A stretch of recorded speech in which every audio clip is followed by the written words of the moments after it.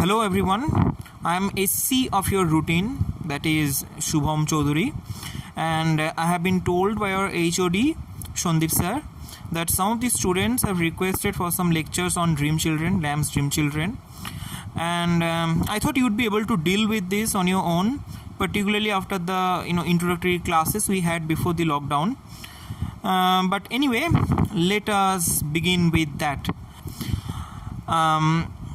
So I would like to repeat a few things that I already said in the class before the lockdown. Probably you don't remember those things, or at least most of those things. So let us begin with the most important topic for your final exam. That is Lamb as a romantic essayist or Lamb as a personal essayist. Now I begin with the most important topic for your final exam because that is important anyway. Not just for your final exam. When you think about Charles Lamb, these are the things that you have to consider. Okay, when you think about Charles Lamb, you have to consider him as a romantic essayist or personal essayist. When you think about Dream Children, you have to think about the essay as a romantic essay or personal essay. Okay, so let us begin with the definition of essay. How do you define an essay, or how do you define essay as a literary genre? Some definitions of essay include the term non-fiction. For example, in the Bedford Glossary of Critical and Literary Terms, written by Ross Marfin and Supriya M. Rai, let me read that for you. It is defined as a non-fiction composition that usually explores a single theme or topic. Now that is problematic. The use of the term non-fiction right in the very definition of essay will be problematic. Because if you think about Dream Children, something that you have in your syllabus, this is definitely not non-fictional, as suggested by the title of the essay itself. Dream Children, dream. So it is about fiction. Dream is fictional. So you can avoid that particular term non-fiction in the definition of essay. You can try a definition that you will find let's say in the book on literary terms by M.H. Abrams. Okay, let me read that for you. M.H. Abrams, in the book called A Glossary of Literary Terms, defines essay in this way: any short composition in prose that undertakes to discuss a matter, express a point of view, persuade us to accept a thesis on any subject, or simply entertain. Okay, in my opinion, this will be a better definition because it avoids a problematic term like non-fiction in relation to essay. Now, essay can be of two types: formal or impersonal, and informal or personal, or there is another word for that, another name for that, familiar. Okay, so formal or impersonal, that is one thing, and informal or personal or familiar, that is another thing. Okay, so these are the two types of essay that you can find. Now let me tell you one thing here. Personal essays are informal, definitely, but informal essays may not be personal always. Okay, sometimes something can be written in an informal way, but it is not necessary for that to be personal in nature as well. So keep that in mind. For example, when you think about Montaigne's essays, those essays are definitely informal in nature, but then they may not be as personal in nature as that of let's say Charles Lamb. Okay, anyway, so let us try to understand the formal essay. Okay, what is a formal essay? Let us go by the definition of formal essay given by, again, M.H. Abrams. So he writes that in the same book, the author writes as an authority, that is, in formal essay, the author writes as an authority, or at least as highly knowledgeable and expounds the subject in an orderly way.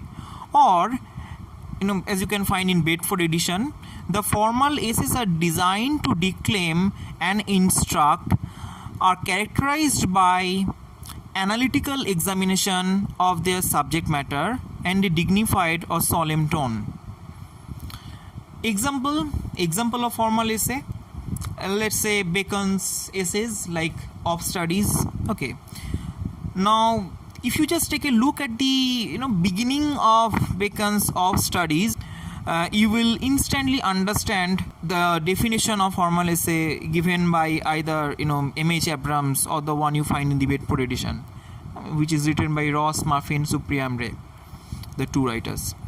Okay, so let us take a look at that, at Bacon's Of Studies.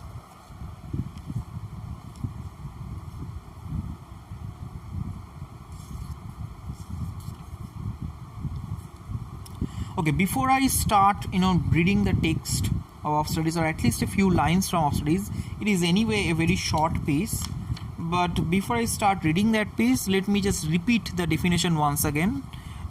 Please concentrate and listen to it carefully. The author writes as an authority, or at least as highly knowledgeable, and expounds the subject in an orderly way. Or, as in Bedford edition, the formal essays are designed to declaim and instruct. So it is didactic in nature. Are characterized by analytical examination of their subject matter, and it has a dignified or solemn tone. Okay. Now let us begin with Of Studies. Let us take a look at least a few lines from the few sentences from the essay. Studies serve for delight, for ornament, and for ability. This is the first sentence of the essay. Studies serve for delight, for ornament, and for ability. Look at the sentence, the well constructed, solid sentence with which the essay begins. He's very particular about things here. He's very particular about what he has to say on studies or of studies. So he says that studies serve for three things, very precisely three things: delight, ornament, ability. So this is how you find a very rigid order in formal essays. Everything is put in order, everything is written very tightly in formal essays. Okay, and the writer seems to have an authority on the subject matter. So studies serve for delight, for ornament, and for ability. So there is no loose end here. Okay. Their chief use for delight is in privateness and retiring, semicolon. For ornament is in discourse, semicolon. And for ability is in the judgment and disposition of business. So first he mentions three things, three functions of studies. Okay. And then he tries to give short explanation of all three of them. So look at the way the whole thing is structured. Okay, in a very tight manner. For expert men can execute and perhaps judge of particulars. Okay, let us jump this part. Let us come to this part. To spend too much time in studies is sloth. To use them too much for ornament is affectation. To make judgment wholly by their rules is the humor of a scholar. See, again, three parts of a sentence. Okay, it begins like that and it continues to make progress in the same manner, keeping the same structure in all the sentences. In fact, right from the very beginning, so far you could probably divide all the sentences into three parts. Let us take a look at a few other lines from the text. Crafty men condemn studies, simple men admire them, and wise men use them. So, and if I read a few more lines, read not to contradict and confute, nor to believe and take for granted, nor to find talk and discourse, but to weigh and consider. Some books are to be tasted, others to be swallowed, and some few to be chewed and digested. Enough. I think you get a good taste of the kind of stuff you find in Bacon's essays, and that also illustrates the definition of formal essay given by M.H. Abrams. It illustrates, in fact, all the points that are mentioned by M.H. Abrams about formal essay. So what were the points? The author writes as an authority. So here you can see the author is very precise about what he has to say, as if he seems to have a complete, have a full authority on what he is talking. The author writes as an authority, or at least as highly knowledgeable. So here Bacon seems to be highly knowledgeable about studies. Okay, see, he is his knowledge is very particular about studies. Okay. So then, and expounds a subject in an orderly way. That has also been illustrated so far in the text. Or as it is said in Bedford edition, the formal essays are designed to declaim and instruct. So this essay called Of Studies definitely has a didactic nature. That means it tries to teach you something about studies. Okay, it has this teaching element about it, or in it. Designed to declaim and instruct, are characterized by analytical examination. You see, it is very analytical in its nature as well. Okay, it examines the topic in a very analytical way. There are three functions of studies. He then explains those 3 things, 3 points. Okay, then he proceeds to talk about all the other aspects of studies in 3 terms. He continues to develop the essay exactly in that same manner, dividing everything into 3 parts, 3 functions, 3 types, like that. And it has a dignified or solemn tone. So the whole essay has a very serious tone about it. And as you can see, this is definitely, there is nothing definitely there is nothing of personal nature here. It is not at all informal in nature. Okay, it's neither informal nor personal. It is very formal. The way the whole essay is written, it is very formal, clearly very formal. Okay, so I hope the formal essay is very clear to you by now. The type of formal essay is very clear to you by now. Okay, next, informal essay. Again, let us go back to Abrams.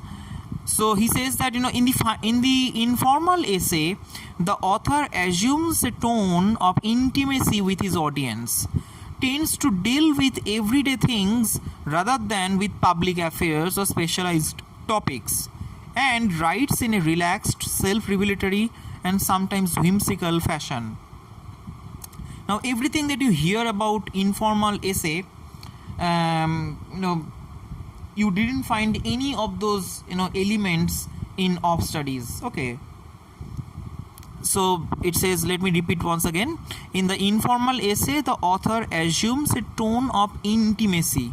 Was there anything, any tone of intimacy in Of Studies? At least how far I read the essay. In the informal essay, the author assumes a tone of intimacy with his audience, tends to deal with everyday things rather than with public affairs or specialized topics. Okay, like Of Studies. Sorry, wait a minute. Okay, let us continue.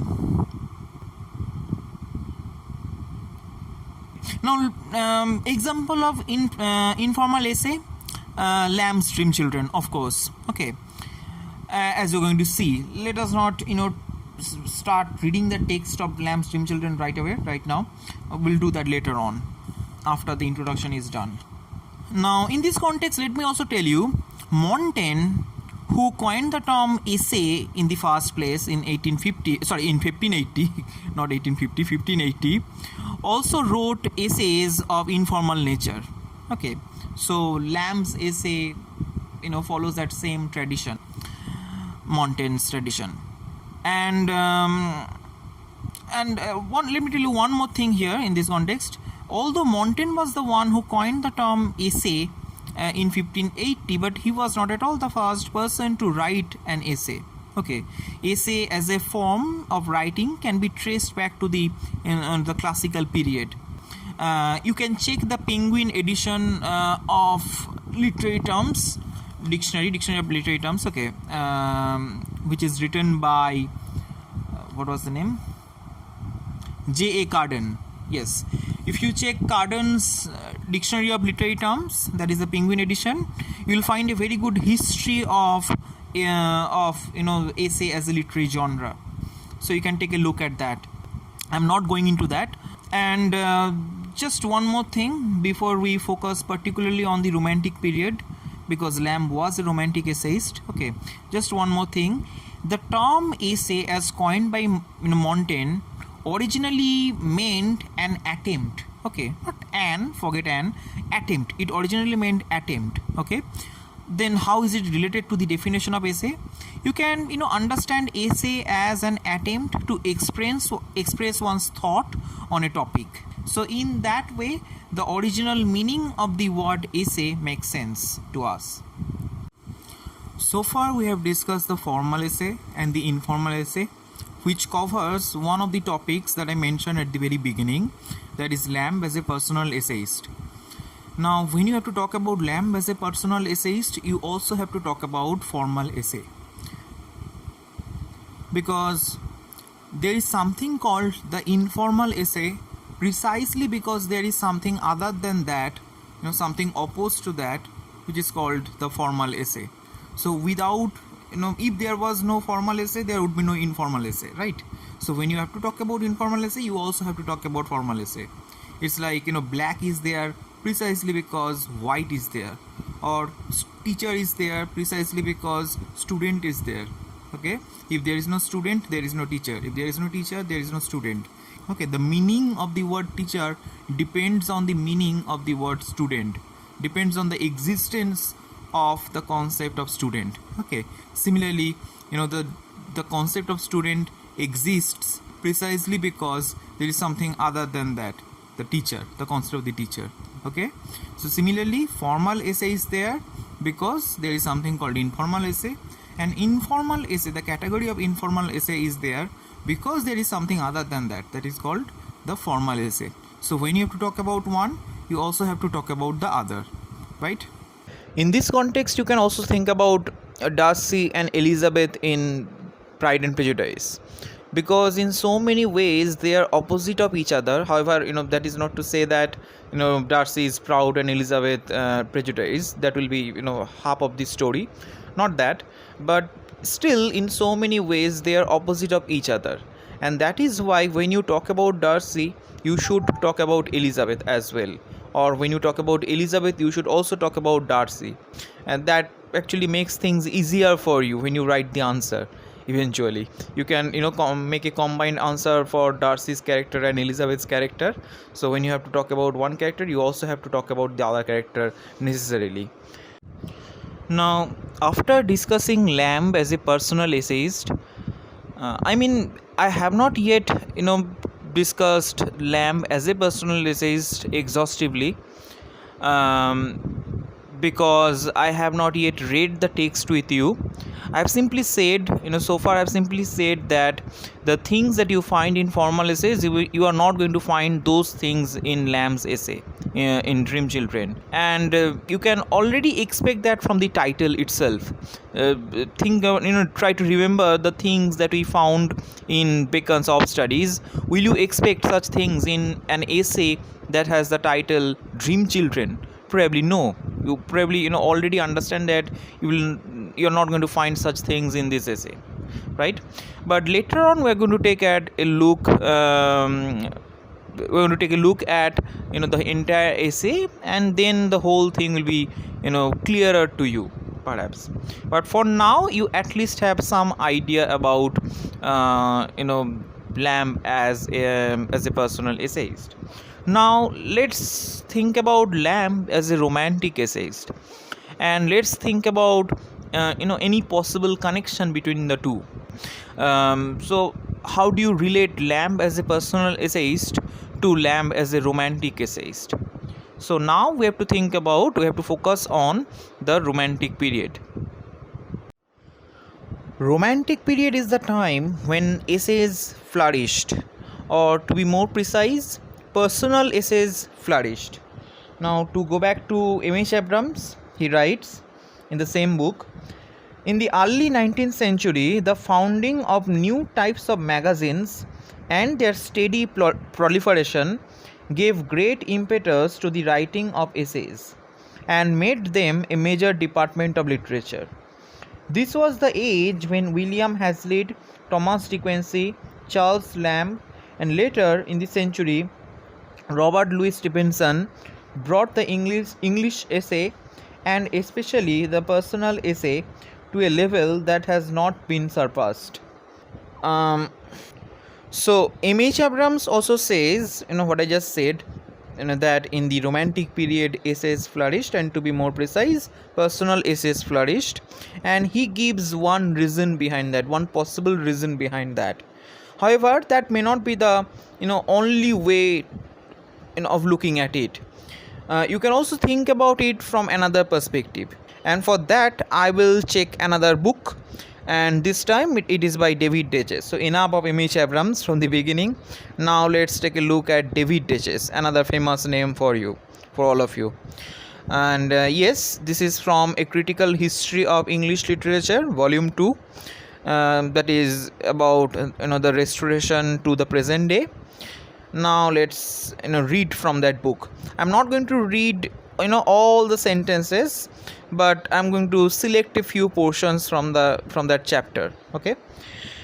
David Deches writes, this is page number 935. If you have the book, you can check that later on your own. So he writes, the autobiographical exploitation of personality manifests itself in a great variety of ways among writers of the late 18th and early 19th centuries. So he's talking about the romantic period here, and he's talking about the autobiographical exploration of personality. He writes the word exploitation, but we can also say autobiographical exploration of personality. So suddenly autobiography also becomes very important. So you have to find out the connection between all these things that flourish in the romantic period. On the one hand you have personal essay, on the other hand you have autobiography. Still on the other hand you can think about the nature of romantic poetry, or at least one characteristic of romantic poetry, not just romantic poetry, one characteristic of romanticism. Now let's continue to read from that book. After that he writes, but the use of the poet's self in Wordsworth's Prelude represents a new use of egotism in literature, and so does the persona projected by Byron in Childe Harold. Perhaps it can be said that in the romantic period the tendency was for the writer to draw on his own personality either as an illuminating case history or as a gesture of defiance or showmanship or alienation, rather than to objectify it in terms of a cause or a system. Let me turn the page. The growth of the familiar essay, he continues to write, the growth of the familiar essay with its highly personal, often whimsical flaunting of the writer's tastes, prejudices, and idiosyncrasies represents another aspect of the romantic exploitation of personality. But in the first half of the 19th century, it reaches a new stage and becomes for the first time a literary norm of its own. So, if M.H. Abrams offered one perspective, here David Deches offers another perspective on why personal essays suddenly flourished in the romantic period. Now, it should not be difficult for you to understand, because this is something that you have heard of right from the very beginning of being a student of literature, that is right from your first semester days, I'm sure. because it is related to one of the features of, one of the characteristics of romanticism that you have heard so many times. So what are the characteristics of romanticism? I'm not talking about the romantic period, I'm talking about romanticism as a literary movement. So what are the characteristics? Probably the first thing that comes to mind is the fact that it focuses on nature. It is important, but I cannot say that this is the most important characteristic of romanticism, because at the very beginning, at the initial stage, it was highly concerned with or concerned about the political state of France. Okay, it was concerned about French Revolution. Okay, and some critics argue that this turn towards nature, this focus on nature, was or at least shows an escapist attitude of Wordsworth and Coleridge, the first generation of the Romantic poets, after the failure of the French Revolution. Okay, so this focus on nature is definitely important, but not the most important characteristic of Romantic period. In any case, the idea of nature in relation to romanticism is not so simple. Okay, the way you understand it very simply, it is not really so simple. In one way, it can be said that romanticism is not about nature directly. It is about the way man perceives nature. Okay, it is not about Wordsworth's daffodils. It is about the way Wordsworth sees the daffodils, or Wordsworth perceives the daffodils. Okay, and there is a philosophical for sure there's a philosophical ground behind it. I'm not going into that, and you have to remember one thing in this context, that Charles Lamb, he did not really like this part or this feature of romanticism, this rather this aspect of Wordsworth, because he was a close friend of Wordsworth. He did not have much to do with nature as a romantic essayist, so we can ignore that part for now. Now, what are the other characteristics of romanticism?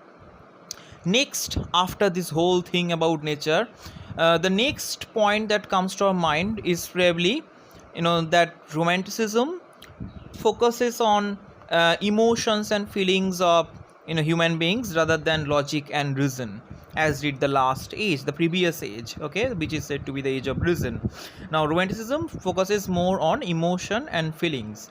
Now this should immediately remind us of the way Wordsworth defines poetry in the famous preface to Lyrical Ballads in the 1800 edition. That is the second edition. So what did he say about poetry, about romantic poetry? He said that poetry was a spontaneous overflow of powerful feelings, right? Spontaneous overflow of powerful feelings. Now whose feelings is that? Definitely the poet's feelings. So suddenly the poet's self, the poet's subjectivity, the poet as a subject, okay, becomes very important, okay, in the romantic period. The self becomes very important, the writer's self, the poet's self. So all these things are related in the context of romanticism. The idea of the self, the centrality of the idea of self, of the idea of subject or subjectivity, the idea of emotions and feelings. So all these things are related in a way, okay, and that is what is also related to the idea of personal essay. And this is what David Deches hints at in the section which we just read. If M.H. Abrams offered a completely different perspective on that, David Deches was trying to hint at this possibility, right? So he was trying to make us think about the suitable ground that romanticism prepared for personal essays to flourish at that time. If formal essays have to be objective, personal essays can be subjective, or personal essays will be subjective automatically, okay, which is why they are called personal essays. If you go back to of studies, Bacon's of studies, if you remember those sentences, you can see that it was not written subjectively. Okay, look at the sentence, the first sentence: studies serve for delight, for ornament, and for ability. So it has got three functions. Okay, it does not depend on what I think about it. At least it pretends to be objective as much as possible. Definitely, it is still your opinion, it is still the opinion of Bacon, but he talks about it in such a way as if he is absent here, as if these are the three functions of studies anyway. It does not depend on him or anyone else. Okay, that is how it formal essays try to deal with things. But then you cannot ignore the involvement of a subject in any case. Okay, if you are saying something, of course you are speaking as a subject. But to simplify things for us, let us say that formal essays are objective and personal essays are subjective. And it is in this way that the idea of personal essay is connected to the idea of romanticism, and this is how Lamb as a personal essayist is connected to Lamb as a romantic essayist, as if to be personal is to be romantic, to create a simple formula for us. So what have we discussed so far in this video, not really video, in this audio? To sum it all up from the very beginning, so we started with the definition of essay, and then we talked about the two types of essay, the formal essay and the informal essay, or the personal essay or the familiar essay. Okay, so we have talked about these two types of essay, and after that we have also considered some examples of both types. For example, of studies as an example of formal essay, and dream children as an example of personal essay, although we have not explored that fully yet. Okay, we'll do that later on when we start reading the text, the main text of dream children.